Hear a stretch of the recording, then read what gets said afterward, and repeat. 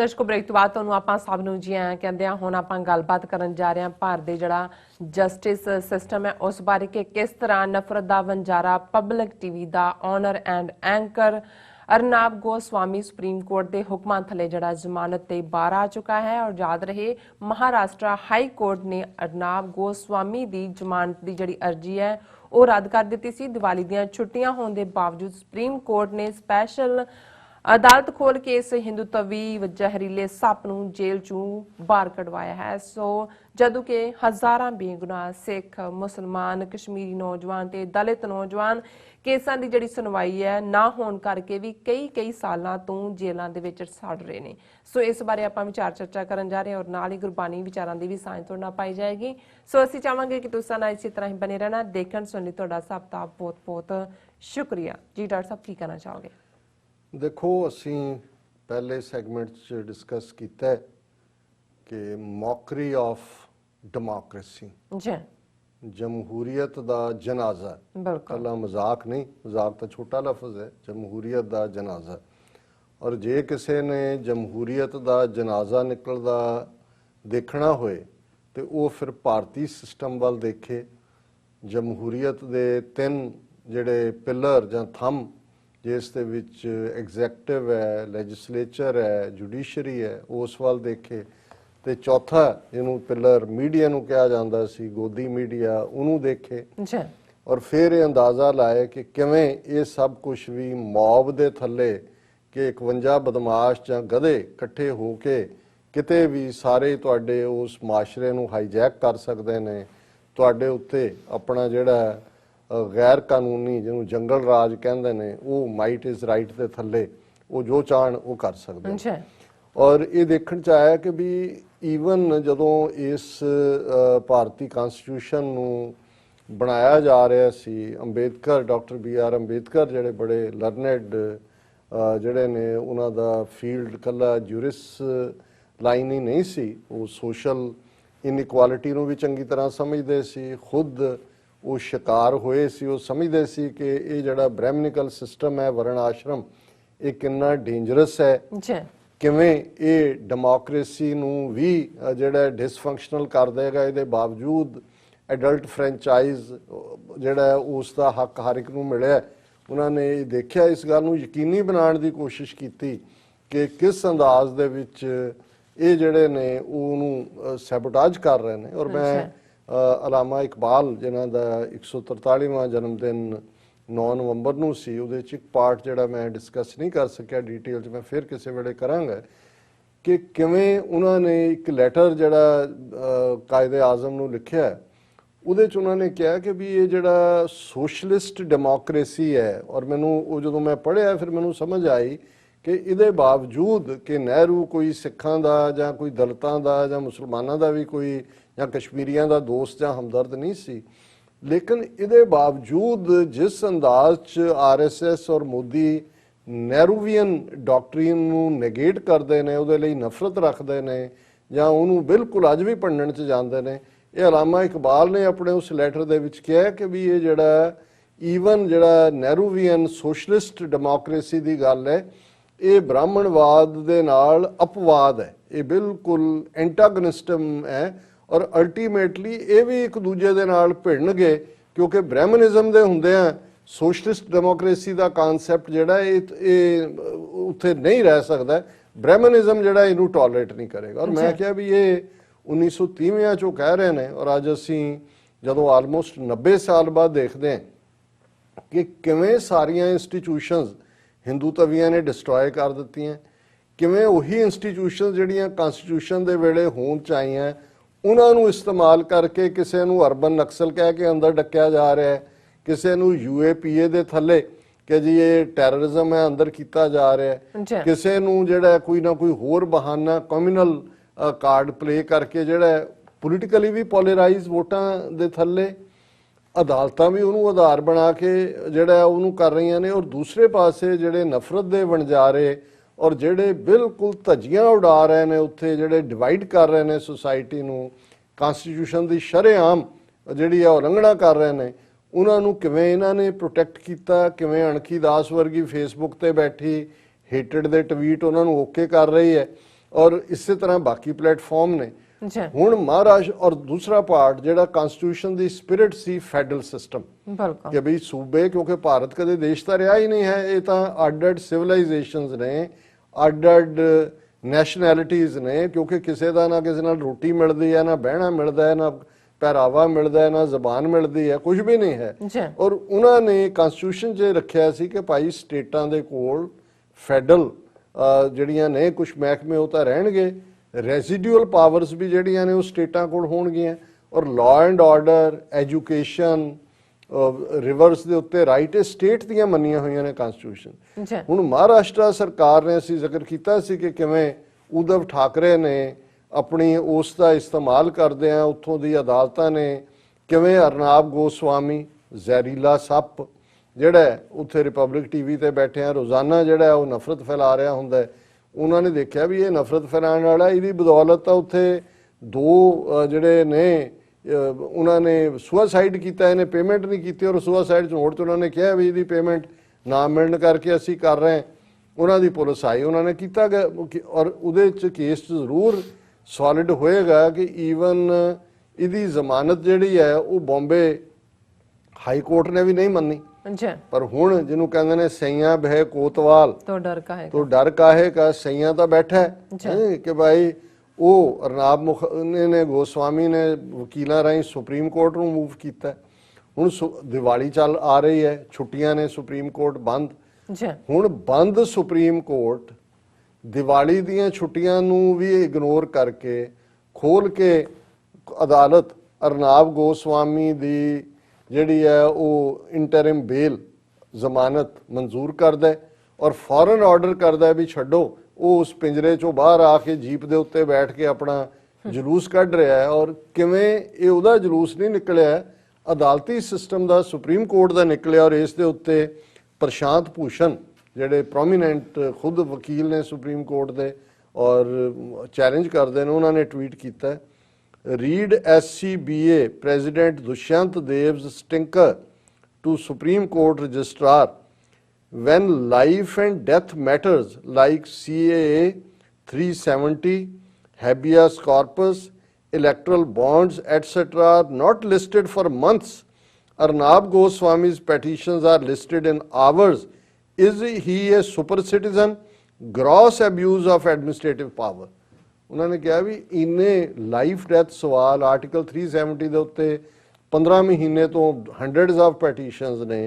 ਇਸੇ ਤਰ੍ਹਾਂ ਜਿਹੜਾ ਹੈ ਉਹ CAA ਦੇ ਉੱਤੇ ਪੈਟੀਸ਼ਨਸ ਨੇ, ਹੈਬੀਅਸ ਕਾਰਪਸ ਦੇ ਉੱਤੇ ਨੇ, ਇਲੈਕਟਰਲ ਬੌਂਡਸ ਦੇ ਉੱਤੇ ਨੇ। ਕਈ ਮਹੀਨੇ ਲੰਘ ਗਏ, ਉਹ ਸੁਪਰੀਮ ਕੋਰਟ ਨੇ ਅਜੇ ਹੀਅਰਿੰਗ ਦੇ ਲਈ ਲਿਸਟ ਨਹੀਂ ਕੀਤੇ, ਤੇ ਇਹ ਸੁਪਰ ਜਿਹੜਾ ਸਿਟੀਜ਼ਨ ਹੈ। ਔਰ ਇਹੀ ਗੱਲ ਜਿਹੜੀ ਹੈ ਉਹਨਾਂ ਨੇ ਮਹਿਬੂਬਾ ਮੁਫਤੀ ਜਿਹੜੇ ਇਸ ਵੇਲੇ ਐਗਰੈਸਿਵ ਮੋਡ 'ਚ ਨੇ, ਔਰ ਕਸ਼ਮੀਰ 'ਚ ਜੋ ਚੱਲ ਰਿਹਾ, ਸੈਂਕੜਿਆਂ ਜਰਨਲਿਸਟ ਔਰ ਮੀਡੀਆ ਲੋਕ ਔਰ ਕਾਮਨ ਬੰਦੇ ਚੁੱਕੇ ਹੋਏ ਨੇ ਜਿਨ੍ਹਾਂ ਦੀ ਕੋਈ ਅਪੀਲ ਵਕੀਲ ਦਲੀਲ ਨਹੀਂ ਹੈ ਸੁਪਰੀਮ ਕੋਰਟ। ਉਹਨੇ ਬੀਬੀ ਨੇ ਕਿਹਾ supreme court's outrage on right to liberty has been selective. ਹੁਣ ਇਹੀ ਨਹੀਂ ਸੁਪਰੀਮ ਕੋਰਟ ਨੇ ਉਹਨੂੰ ਜ਼ਮਾਨਤ ਦਿੱਤੀ, ਉਹਨਾਂ ਨੇ ਕਿਹਾ ਕਿ ਜੀ ਇਹ ਲੋਕਾਂ ਨੂੰ, ਸ਼ਹਿਰੀਆਂ ਨੂੰ ਸਮਝਣਾ ਚਾਹੀਦਾ ਹੈ ਕਿ ਜੇ ਸਟੇਟ ਉਹਨਾਂ ਦੇ ਹੱਕਾਂ ਤੇ ਛਾਪਾ ਮਾਰੇ ਤਾਂ ਸੁਪਰੀਮ ਕੋਰਟ ਇਜ਼ ਦੇਅਰ। ਤੁਸੀਂ ਕਿਵੇਂ ਫਰੀडम ਆਫ ਐਕਸਪ੍ਰੈਸ਼ਨ ਨੂੰ ਕੁਚਲ ਸਕਦੇ?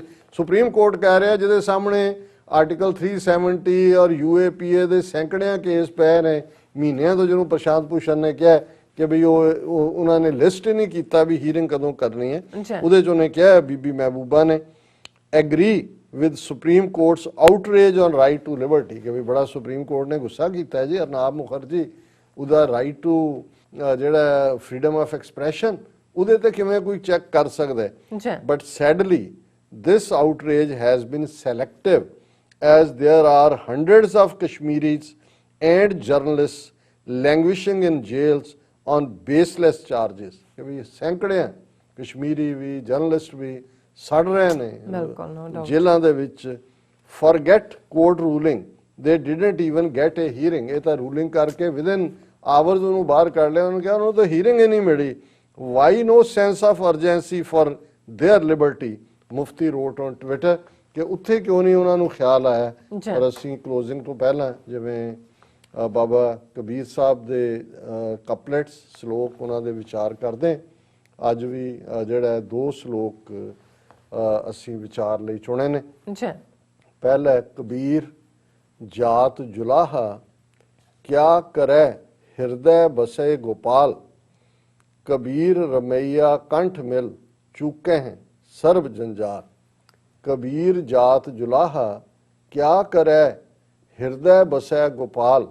कबीर रमैया कंठ मिल चूके, कबीर रमैया कंठ मिल चूके सर्व जंजार।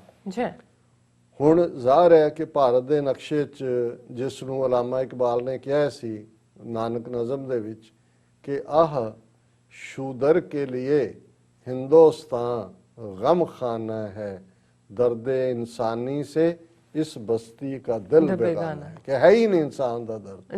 ਹੁਣ ਇਹ ਕਬੀਰ ਸਾਹਿਬ ਦੇ ਇਸ ਕਪਲੇਟ ਚੋਂ ਝਲਕਦਾ ਹੈ। ਕਬੀਰ ਸਾਹਿਬ ਕੱਪੜਾ ਬੁਣਨ ਵਾਲੇ ਪਰਿਵਾਰ ਨਾਲ ਜਿਨ੍ਹਾਂ ਨੂੰ ਜੁਲਾਏ ਕਿਹਾ ਜਾਂਦਾ ਹੈ ਉਸ ਪਰਿਵਾਰ ਦੇ ਨੇ। ਉਹਨਾਂ ਨੂੰ ਸ਼ੂਦਰ ਐਲਾਨਿਆ ਹੋਇਆ ਬ੍ਰਾਹਮਣ ਨੇ, ਔਰ ਸ਼ੂਦਰ ਦੇ ਕੋਲ ਤਾਂ ਸਵਾਏ ਦਿਨ ਬ ਦਿਨ, ਔਰ ਰਹਿੰਦੇ ਵੀ ਬਨਾਰਸ ਸ਼ਹਿਰ 'ਚ ਨੇ ਜਿਹੜਾ ਬ੍ਰਾਹਮਣਾਂ ਦਾ ਹੈੱਡਕੁਆਰਟਰ ਹੈ, ਰੋਜ਼ ਨਫ਼ਰਤ ਦਾ ਸ਼ਿਕਾਰ ਨੇ। ਸ਼ੂਦਰਾਂ ਨੂੰ ਮੰਦਰਾਂ 'ਚ ਜਾਣ ਦਾ ਹੱਕ ਨਹੀਂ ਹੈ। ਸੋਸ਼ਲੀ ਉਹਨਾਂ ਦਾ ਬਾਈਕਾਟ ਹੈ, ਉਹਨਾਂ ਦਾ ਛੋਇਆ ਪਾਣੀ ਤੱਕ ਨਹੀਂ ਪੀਤਾ ਜਾਂਦਾ, ਪਰਛਾਵਾਂ ਪੈ ਜਾਏ ਪਿੱਟ ਜਾਂਦਾ ਹੈ।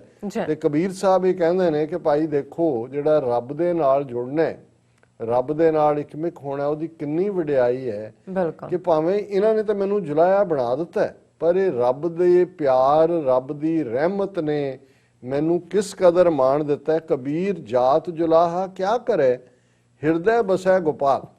ਕਿ ਭਾਵੇਂ ਮੈਨੂੰ ਇਹਨਾਂ ਨੇ ਜੁਲਾਇਆ ਬਣਾਇਆ ਹੋਇਆ ਸੀ, ਬੜਾ ਨੀਵੀਂ ਜਾਤ ਦਾ, ਕੋਈ ਪੂਜਾ ਅਰਚਾ ਦੇ ਹੱਕ ਵੀ ਨਹੀਂ ਸੀ, ਲੇਕਿਨ ਰੱਬ ਨੇ ਰਹਿਮਤ ਕੀਤੀ ਤੇ ਮੇਰੇ ਦਿਲ ਦੇ ਵਿੱਚ ਆ ਕੇ ਰੱਬ ਵਸ ਗਿਆ। ਹਿਰਦੈ ਬਸੈ ਗੋਪਾਲ, ਕਬੀਰ ਰਮਈਆ ਕੰਠ ਮਿਲ ਚੂਕੈ ਸਰਬ ਜੰਜਾਲ।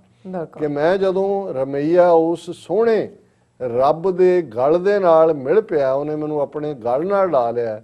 ਇਹੀ ਨਹੀਂ ਕਿ ਨੀਵੀਂ ਜਾਤ ਦਾ ਮੇਰਾ ਇਨਫੀਰੀਅਰਿਟੀ ਕੰਪਲੈਕਸ ਨਿਕਲ ਗਿਆ, ਬਾਕੀ ਵੀ ਜਿੰਨੇ ਆਲ ਜੰਜਾਲ ਪਏ ਹੋਏ ਸੀ, ਜਿੰਨੀਆਂ ਕੈਦਾਂ ਸੀ ਮੇਰੇ ਮਨ ਦੇ ਉੱਤੇ, ਉਹਨਾਂ ਸਾਰੀਆਂ ਚੋਂ ਮੈਂ ਸੁਰਖਰੂ ਹੋ ਗਿਆ। ਮਾਇਆ ਦੇ ਸਾਰੇ ਹੀ ਜੰਜਾਲ ਮੁੱਕ ਗਏ। ਇਹ ਸਾਨੂੰ ਕਹਿ ਰਹੇ ਨੇ ਕਿ ਭਾਈ ਜੇ ਤੁਸੀਂ ਰੱਬ ਦੇ ਨਾਲ ਜੁੜ ਜਾਂਦੇ ਹੋ ਤੇ ਫਿਰ ਤੁਹਾਡੇ ਸਾਰੇ ਹੀ ਜੰਜਾਲ ਜਿਹੜੇ ਪਏ ਹੋਏ ਨੇ ਤੁਹਾਨੂੰ, ਉਹਨਾਂ ਤੋਂ ਤੁਸੀਂ ਆਜ਼ਾਦ ਹੋ ਜਾਂਦੇ ਹੋ।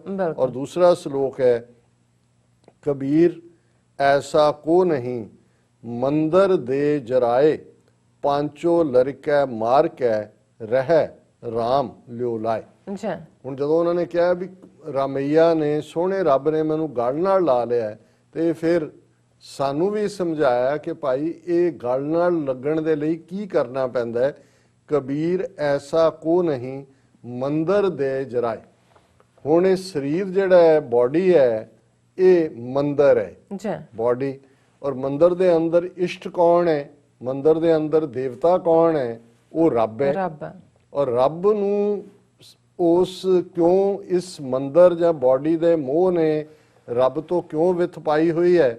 ਕਿਉਂਕਿ 5 ਮੁੰਡੇ ਬੈਠੇ ਆ ਅੰਦਰ, ਲੜਕੇ। ਲੜਕੇ ਕਿਹੜੇ ਨੇ? 5, ਕਾਮ ਕ੍ਰੋਧ ਲੋਭ ਮੋਹ ਹੰਕਾਰ। ਸੋ ਕਬੀਰ ਸਾਹਿਬ ਕਹਿੰਦੇ ਨੇ ਵੀ ਜੇ ਰੱਬ ਨੂੰ ਮਿਲਣਾ ਤੇ ਪਹਿਲਾਂ ਇਵੇਂ ਕਰੋ, ਮੰਦਰ ਦੇ ਜਰਾਏ। ਕਿ ਇਹ ਜਿਹੜਾ ਦੇਹ ਦਾ ਮੋਹ ਹੈ, ਜਿਹੜਾ ਹਿਊਮਨ ਬੋਡੀ ਦੇ ਵਿੱਚ ਤੂੰ ਫਸਿਆ ਹੋਇਆ ਹੈ, ਇਹਦੇ ਸਵਾਦਾਂ ਦੇ ਵਿੱਚ ਫਸਿਆ ਹੋਇਆ, ਇਹਨਾਂ ਨੂੰ ਸਾੜ ਦੇ, ਇਸ ਸਰੀਰ ਨੂੰ ਸਾੜ ਦੇ। ਮਤਲਬ ਇਹ ਹੈ ਇਹਦੇ ਮੋਹ ਨੂੰ ਸਾੜ ਦੇ। ਪਾਂਚੋ ਲੜਕੈ ਮਾਰ ਕੇ ਰਹਿ ਰਾਮ ਲਿਓ ਲਾਏ। ਕਿ ਭਾਈ ਆਪਣੀ ਲੋ ਰੱਬ ਦੇ ਨਾਲ ਲਾ ਲੈ। ਰਾਮ ਦਸ਼ਰਥ ਦਾ ਪੁੱਤਰ ਨਹੀਂ ਹੈ, ਰਮਿਆ ਹੋਇਆ, ਓਮਨੀ ਪ੍ਰੈਜ਼ੈਂਟ, ਜਿਹੜਾ ਜ਼ਰਰੇ ਜ਼ਰਰੇ ਦੇ ਵਿੱਚ ਹੈ। ਕਿ ਕਾਮ ਕ੍ਰੋਧ ਲੋਭ ਮੋਹ ਹੰਕਾਰ ਤੋਂ ਛੁਟਕਾਰਾ ਪਾ। ਤੇ ਜਦੋਂ ਉਹਦੇ ਤੋਂ ਛੁਟਕਾਰਾ ਮਿਲ ਗਿਆ, ਸਰੀਰ ਦਾ ਮੋਹ ਨਹੀਂ ਰਹਿਣਾ। ਜੇ ਰਹੇਗਾ ਤਾਂ ਫਿਰ ਇੱਕ ਰੱਬ ਰਹੇਗਾ। ਇਹੀ ਹੈ ਜਿਹਨੂੰ ਗੁਰੂ ਸਾਹਿਬ ਨੇ ਫਰਮਾਇਆ ਸੀ, ਮਨ ਮੰਦਰ ਤਨ ਵੇਸ ਕਲੰਦਰ, ਘਟ ਹੀ ਤੀਰਥ ਨਾਵਾ। ਏਕ ਸ਼ਬਦ ਮੇਰਾ ਪ੍ਰਾਨ ਬਸਤ ਹੈ, ਬਹੁੜ ਜਨਮ ਨਾ ਆਵਾਂ। ਮਨ ਬੇਦਿਆ ਦਿਆਲ ਸੇਤੀ ਮੇਰੀ ਮਾਈ, ਕੌਣ ਜਾਣੇ ਪੀਰ ਪਰਾਈ, ਹਮ ਨਾਹੀ ਚਿੰਤ ਪਰਾਈ। ਕਿ ਭਾਈ ਇਹ ਜੇ ਮਨ ਦੇ ਅੰਦਰ ਅਸੀਂ ਉਸ ਰੱਬ ਨੂੰ ਲੈ ਆਉਂਦੇ ਹਾਂ, ਤੇ ਮੰਦਰ ਤਾਂ ਉਹੀ ਹੈ ਜਿੱਥੇ ਰੱਬ ਵਸਦਾ ਹੈ, ਕੋਈ ਬੁੱਤ ਤੇ ਨਹੀਂ ਨੇ। ਉਹ ਤਾਂ ਬੁੱਤਾਂ ਵਾਲੀਆਂ ਥਾਂ ਨੂੰ ਮੰਦਰ ਕਹਿਣ ਲੱਗ ਗਏ। ਮੰਦਰ ਘਰ ਨੂੰ ਕਹਿੰਦੇ ਸੀ ਪੁਰਾਤਨ ਪੰਜਾਬੀ। ਕਿ ਭਾਈ ਇਹ ਤੇਰਾ ਸਰੀਰ ਘਰ ਹੈ, ਪਰ ਇਸ ਘਰ ਦੇ ਅੰਦਰ ਵਸਣਾ ਜਿਹਨੇ ਹੈ, ਉਹਨੂੰ ਪਹਿਲਾਂ ਸਾਫ਼ ਤਾਂ ਕਰ। ਉਹਨੇ ਤੇਰੇ ਦਿਲ ਦੇ ਤਖਤ ਤੇ ਆ ਕੇ ਬਹਿਣਾ, ਤੇ ਜੇ ਤਖਤ ਜਿਹੜਾ ਹੈ ਉਹ ਲਸਟ ਦੇ ਵਿੱਚ, ਐਂਗਰ ਦੇ ਵਿੱਚ, ਗਰੀਡ ਦੇ ਵਿੱਚ, ਅਟੈਚਮੈਂਟ ਦੇ ਵਿੱਚ, ਅਨਾਹ ਦੇ ਵਿੱਚ, ਹਸਦ ਦੇ ਵਿੱਚ ਫਸਿਆ ਹੋਇਆ ਹੈ, ਤੇ ਰੱਬ ਨੇ ਉੱਥੇ ਨਹੀਂ ਆਣਾ। ਰੱਬ ਗੰਦਗੀ 'ਚ ਨਹੀਂ ਆਏਗਾ। ਔਰ ਉਹ ਬਾਹਰਲੀ ਸਫਾਈ ਨਹੀਂ ਹੈ ਜਿਹਨੂੰ ਗੁਰੂ ਨਾਨਕ ਸਾਹਿਬ ਨੇ ਕਿਹਾ ਸੀ, ਸੂਚੇ ਇਹ ਨਾ ਆਖੀਏ ਬਹਿਣ ਜੇ ਪਿੰਡਾ ਧੋਏ, ਸੂਚੇ ਸਈ ਨਾਨਕਾ ਜਿਸ ਮਨ ਵਸਿਆ ਸੋਏ। ਸੁੱਚਾ ਉਹ ਨਹੀਂ ਹੈ ਜਿਹੜਾ ਨਹਾਉਂਦਾ ਦਿਨ 'ਚ 3-3 ਵਾਰੀ ਕਿ ਜੀ ਮੈਂ ਬਹੁਤ ਸਾਫ਼ ਹੈ, ਕਿ ਸੁੱਚਾ ਉਹ ਹੈ ਜਿਹਦੇ ਮਨ ਦੇ ਅੰਦਰ ਉਹ ਰੱਬ ਵਸਦਾ ਹੈ, ਜਿਸ ਨੂੰ ਅਲਟੀਮੇਟਲੀ ਸਾਡੀ ਢੂੰਡ ਵੀ ਇਸ ਸੱਚ ਦੀ ਹੈ ਕਿ ਸਾਡੇ ਇਸ ਦਿਲ ਦੇ ਤਖਤ ਦੇ ਉੱਤੇ ਆ ਕੇ ਰੱਬ ਪਿਆਰਾ ਆਪ ਵਸੇ। ਇਹ ਅੱਜ ਦਾ ਵਿਚਾਰ ਜੀ। ਡਾਕਟਰ ਸਾਹਿਬ ਤੁਹਾਡਾ ਬਹੁਤ ਬਹੁਤ ਸ਼ੁਕਰੀਆ, ਤੁਸੀਂ ਅਧਿਆਇ ਮਸ਼ਹੂਰ ਤੇ ਅੱਜ ਦਾ ਵਿਚਾਰ ਸਾਡੇ ਦਰਸ਼ਕਾਂ ਨਾਲ ਸਾਂਝਾ ਕੀਤਾ। ਸਸਟਮ ਆਪਣੇ ਵਿਊਅਰਸ ਕੋਲ ਨੇ ਇਜਾਜ਼ਤ। ਵਿਊਅਰਸ, ਸਾਡੇ ਪ੍ਰੋਗਰਾਮ ਦਾ ਸਮਾਂ ਇੱਥੇ ਸਮਾਪਤ ਹੁੰਦਾ। ਤੁਸੀਂ ਆਪਣੀ ਰਾਏ ਤੇ ਸੁਝਾਅ ਸਾਨੂੰ ਭੇਜਣਾ ਭੁੱਲਣਾ ਸਾਡੇ ਇਸ ਪਤੇ ਤੇ sos@tv84.tv ਤੇ ਅਸੀਂ ਆਪਣਾ ਪ੍ਰੋਗਰਾਮ ਲੈ ਕੇ ਫਿਰ ਦੁਬਾਰਾ ਤੁਹਾਡੇ ਸਨਮੁਖ ਹੋਵਾਂਗੇ। ਤਦ ਤੱਕ ਲਈ ਮੈਨੂੰ ਤੇ ਆਪਣੇ ਡਾਕਟਰ ਆ ਗਿਆ ਦੋ ਦੇਖਦੇ ਰਹੋ TV84। ਬੁਲਾ ਦਿਓ ਫਤਿਹ।